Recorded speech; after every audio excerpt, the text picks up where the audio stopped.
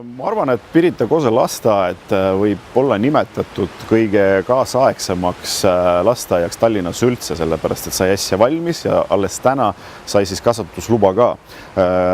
Ma ütleks, et see on selline multifunktsionaalne hoone, mis nüüd vastab kõikidele normatiividele, kõikidele nõuetele ja loomulikult lasteaia pere ootas seda hetke väga pikalt, kuna siiamaani pidi siis elama kahes, ütleme niimoodi, mitte kõige kaasaegsemas majas, mis tegelikult on mõlemad juba ajast ja arust, nii et selles mõttes see suurepärane uus maja, mis on loomulikult palju laiem ka, et siia mahub palju rohkem lapsi võrreldes selle olukorraga, mis oli siin siiamaani, siis on see kindlasti rõõmustab nii lasteaia peret kui ka lastevanemaid, kusjuures ka neid, kes ei ole siiamaani saanud lasteaia kohta just Pirita Kose linnaosas.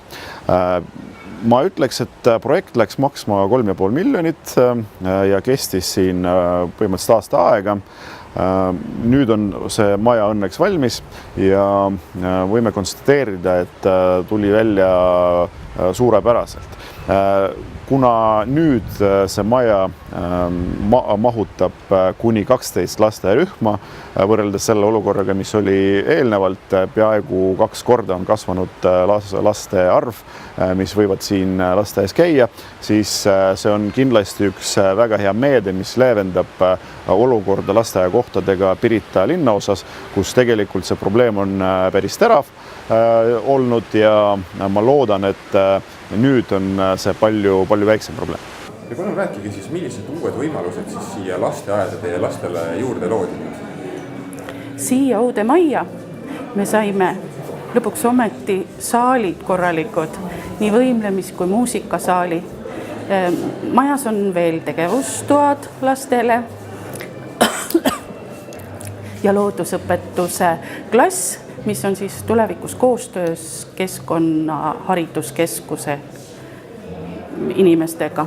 Et siin hakkavad siis õppeprogrammid olema ja õpetatakse ka tulevikus õpetajaid välja. Aga meie jaoks on siin majas palju ruumi. Et te olete väga rahul sellega, mis siin tehti ja millised võimalused siis loodi? Mina olen väga rahul. Ma olen seda nii palju aastaid oodanud. Kuidas siis lastele sellised väiksed lapsed olid ka täna siin esinesid, et kas te nende käest ka küsisite, mis mulje neil on? Nendele kindlasti meeldib ka. Me oleme siia nii vähe veel sisse saanud, aga homme-ülehomme tuleme kindlasti oma praeguste rühmadega ekskursioonile. Aga väikesed sõimelapsed tulevad hiljem, et neid meil veel ei ole siin sees. Öelge ka seda, et kui palju siis juurde saadi, et kas siin varem oli siis 4 sõimerühma või tähendab 4 rühma ja nüüd on kui palju siis?